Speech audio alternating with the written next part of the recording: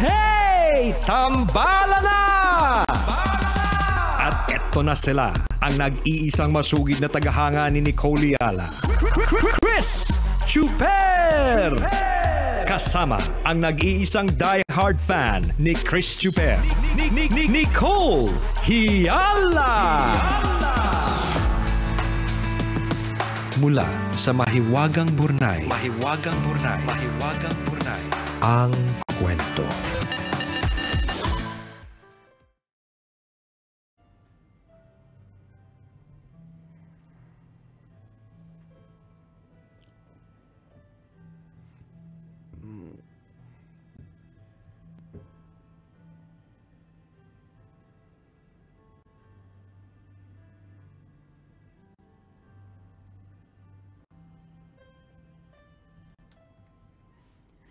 Dear Nicole and Chris, itago nyo na lang ako sa pangalang Randy.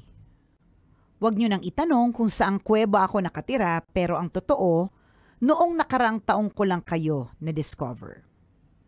Narinig ko kayo sa pagkalakas-lakas na radyo ng kapitbahay namin.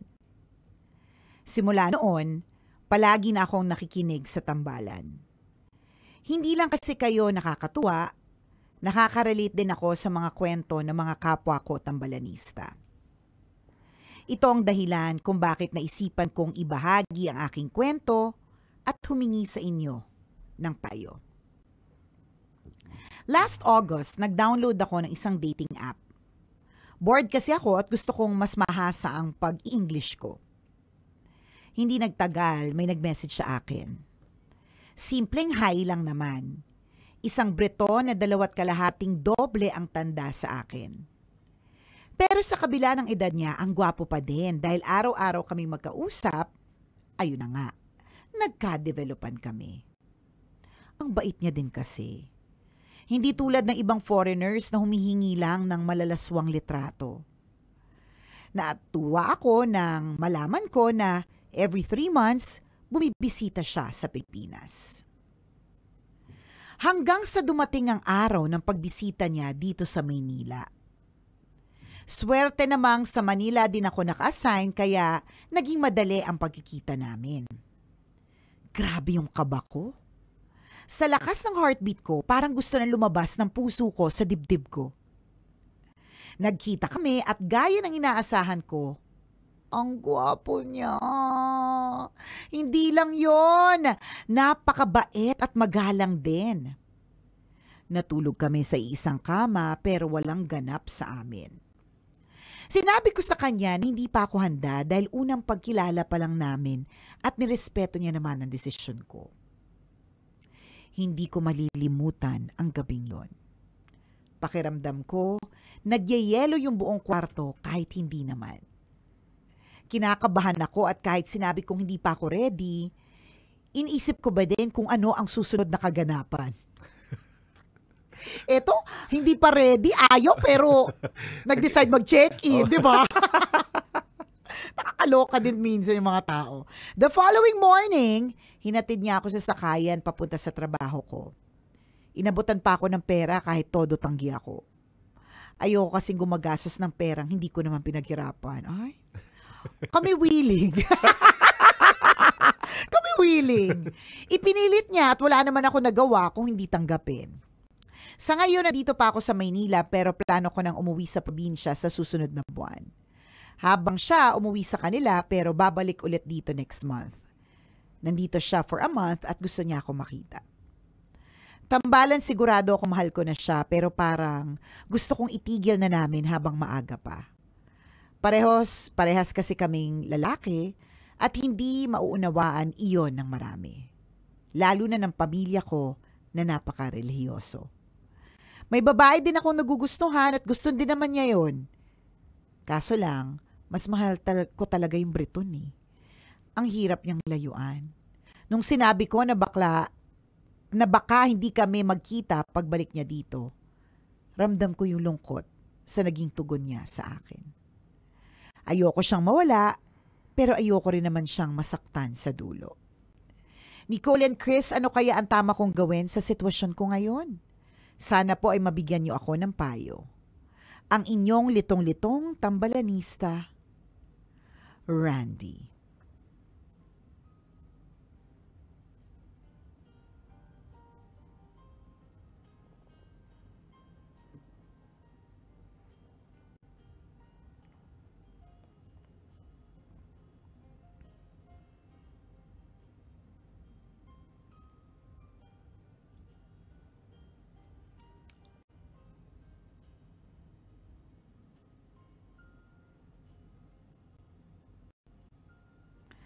Alam mo, partner, parang katulad to ng eksena kahapon. Yes. Na gustong-gusto na, nandiyan yung oportunidad, pero umaayaw, umaarte, nagiging careful, which is, uulitin namin na, kabisyo, walang masama sa pagiging careful.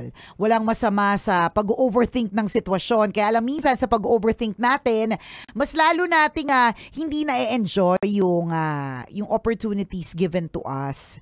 Kasi hindi natin tinatalon yung tubig. Kahit alam nating ang ganda ng tubig, nakaka-refresh. Ang sarap maligo, nakakainganyo, di ba? Ayaw natin. Kasi ang dami nating overthink. Baka kapag tumalon ako dyan sa swimming pool na yan, may mga umihi, mainom ko yung ihi, di ba?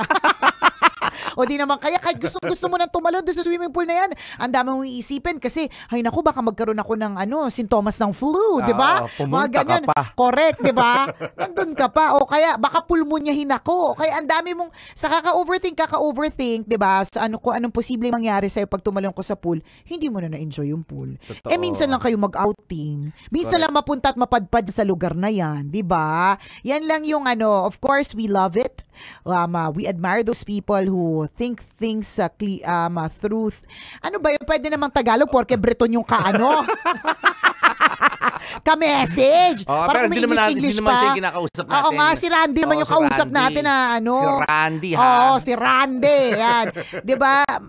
Ina-admire naman natin yung mga taong talagang bago magdesisyon, pinag-iisipan, pinagninilay-nilayan. Very good yun. Pero syempre, ulitin natin, dapat matandaan din po natin na yung opportunities, hindi po minsan yan. And that's called living. Risking, diba? Yung mga ganyang klase mga eksena, kahit mahirap. Totoo. Ang tawag po, ang title ng programa ng Mahiwagang Burnay ngayon ay Arte Problem Part 2. Correct. Pabebe na naman. Pabebe na naman yarn. Yan ang title ng programa na ay ng kwento ng Mahiwagang today. Burnay, 'di ba? Arte Problems Part 2, aka Pabebe na naman yarn, ganon.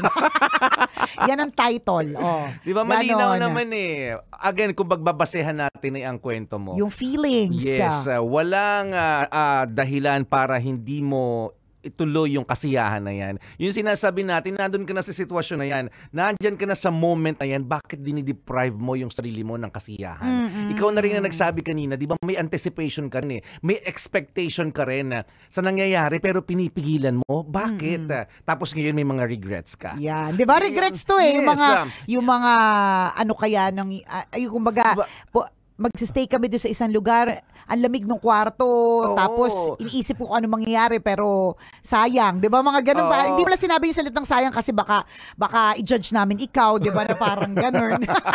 pero inamin mo, correct, na nag-isip ka din ng mga susunod na mangyayari. Kung, di ba, dapat hindi nagyayelo, di ba, dapat nag-iinit, ganun.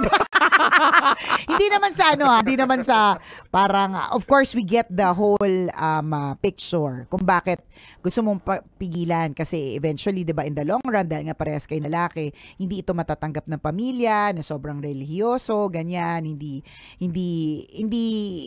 ayaw mo i-risk yung gano'n. Kaya lang yung Breton, kabisyong Randy ay hindi yung una at huli na pwede mo maiwasan yan, pero habang hinahanap mo pa din yung kung ano man yung nagpapaligaya sa'yo, magkakaroon ng Breton Part 2. So, hindi lang Arte Problems Part 2, yan. kundi Susunod na title? Breton Part 2. Ibig sabihin, Pabebe Yarn 3. Pabebe Yarn 3. Pabebe naman Yarn 3. Ganon. Kailangan pakipot yung boses, ha? Pabebe naman Yarn 3. Ganon.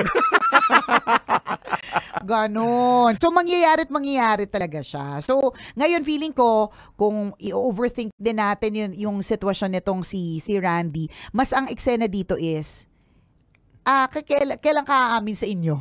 Mm. 'Di ba? Kailan ka kailan Kailan mo sasabihin sa pamilya sasabihin mo? sa pamilya mo? Ganon. Or, ang choice ba na ginagawa mo? Kasi kung ang choice mo na ginagawa mo ngayon is, hindi ko sasabihin, pipigilan ko kasi ayoko masaktan din yung family. Di wag ka na umarte kay Briton. Wag na natin pag-usapan. Diba? Yung ganon. Correct. So, feeling ko yun yung mas torn ka dapat. Torn kasi talaga ang tunay na title na kwento na may Mark Bornay. Bali, nagbago na po. Sabi ng scriptwriter, na-approve naman ng director Correct. at ng producer. Ang tunay na title talaga ng episode natin today. I torn. Yan. Kasi parang feeling Dati ko... talagang Thor yan. Oo, talagang torn, di ba? Feeling ko yun yung mas torn ka yun yung mas. Parang mas underlying na mas kailangang harapin is yung kailan ka mag-out sa family or yun yung mas. Kasi yung Briton, again ulitin ko, hindi siya yung first and last na dadating. May iba pa yan. Lalong-lalo na kung dume-dating app ka talaga, yung gusto mo, kunwari ang ka pa naghahasa ng English, di na sana nag-download ka na ng Merriam-Webster app, di ba? Naghahasa ng English. Naghahasa ng English, nag-dating app, di ba? Ano ba yun? Ba't ka na sa dating? Kaya niloloko mo, we weren't born yesterday. Siguro last year ka lang tambalanista talaga, kaya sana hindi ka ma-offend sa amin. Correct, hindi mo in-expect yung mga ganitong eklavu. Di ba? Hindi kami pinanganak kahapon, obvious naman sa mga kutis namin, di ba? Na matagal na kami pinanganak. So, wag mo nga kami na may gusto mo. gaspang na yung Correct. balat namin. Alam Sa na namin true. ang mga nangyayari sa mundong Correct. ito. Marami na rin kaming natutunan sa Tama. buhay. Balat pa lang, alam na. Kaya nga. Diba? So, wag mo nga kami naghahasa ako ng English kaya magda-dating app ako. Wala kami. First time namin narinig. Sa tagal namin dito sa 4 na dekada namin dito sa mundo, first time namin narinig, kaya ako nagda-dating ako kasi hasa-hasa ko English. Ay, naku, tigilan kami ha. So, ibig sabihin, bottom line, gusto mo talaga. Gusto mo yung that makes you happy, yung ganyan, yan yung gender mo, yan yung nagpapaligaya sa'yo, diba? Kaya nga ang mas kailangan tutukan mo ng pansin, hindi na yung Briton. Kailan ang pag-out sa family? Although we understand, hindi ito madali. Pero it's a choice that you will have to make kung aamin ka o hindi. Kasi yung choice na yan will decide kung magde-dating app ka pa para matuto mag-English. Diba? Sabi mo kasi. Sige.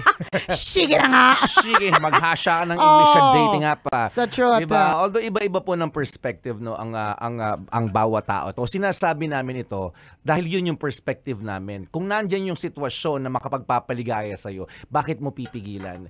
Yung example namin yesterday, kunyari birthday mo, may pambili ka ng spaghetti at birthday cake pero hindi mo binili until lumipas yung birthday mo. Nung lumipas yung birthday mo, saka mo na-realize, dapat pala nag-spaghetti ako, dapat pala nag-blow ako ng candles nung birthday na yon, mas masaya sana. Kaya lang tapos na yung birthday na yon lumipas na. Yeah. Diba? Kung sana ginawa mo nang maging masaya nung birthday mo na yon at ang cake na yon na makapagbibigay sa iyo ng kaligayahan, dapat ginawa mo na. Yun yung sinasabi natin. Kasi yun po yung perspective natin. Ngayon, kung ang perspective mo naman ay, di ba yung consideration sa family mo, and that for you is a big consideration. Yung religion, yung culture ng family, yung values ng family, then iba yun sa paniniwala namin. Yun siguro tama, yun din yung nagiging nagtutorn sa'yo. Nagtutorn ka talaga. Dahil sa values ng family. Pero kung gusto mong i-break yun, pwede naman. Nasa sa'yo, yun nga yung choice that he has to make talaga eh. Oo, challenge yun ngayon sa sarili mo. I-break ko ba yung culture ng family namin na hindi pwede o hindi nila tanggap or mahirap tanggapin para sa kanila ang may karelasyon ng kapwa lalaki? Then nasa sa yung pagdedesisyon yun. Yes. Kung makapagpapaligaya naman sa iyo yung bagay na yun, 'di ba, na makapagrelasyon sa isang Briton o kung sino man, 'di ba, na kinikilatis mo sa dating app, that's also your kasi gusto niya matuto mag-English, isama mo yon kasi yun sabi niya. Yun yung sige. pinakang dahilan mo. Yes, sige. Then, tuloy mo lang din. 'Di ba, kasi sino namang pwedeng pumigil sa kaligayahan ng isang tao? Magpapahappy yan sa'yo eh. Man's ultimate goal in life is to be happy. Ganon. Walang sino man ang pwedeng humadlang sa kasiyahan mo so long na wala kang nasasaktang wala tao. Kang tatapakan. Pero kasi siguro ang consideration niya talaga, masasaktan niya kasi yung family. Yung values ng family. Yun. So yun na nga. Are you going to break it? Or are you going break to the news? still conform? Diba? To sa nakagisna ng pamilya ninyo. Or, for all you know, akala mo lang di nila alam pero alam naman nila. Naghihintay lang sila ng confirmation information from you. Mga ganun. Maaari, pamilya mo yan eh. Oo, Diba? gets naman They nila know. yan. Oo. Oo. Alam nila yung mga ganyang klase mga bagay. Hindi rin sila ipinanganak kahapon. Totoo. Matagal na silang ipinanganak. Huwag diba? nga kami. Don't us. So yun, Randy, yun yung mas pagtuunan mo muna ng pansin kung paano yung sa family mo. Kasi yung sa Breton, ano niyan, nandyan lang yan eh. Kung kami sabi mo nga, basta kung saan ka lang masaya. Oo, sabi mo nga every now and then umuwi naman si Breton. So the Breton, kung seryoso sa'yo, can wait.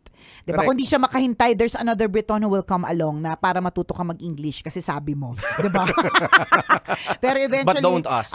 pero wag kami talaga. Pero eventually, again, bottom line is, it's important na, Find your happiness. Oo. Do what makes you happy. Ganyan. Ganon, ha? Correct. Salamat, Randy, for writing.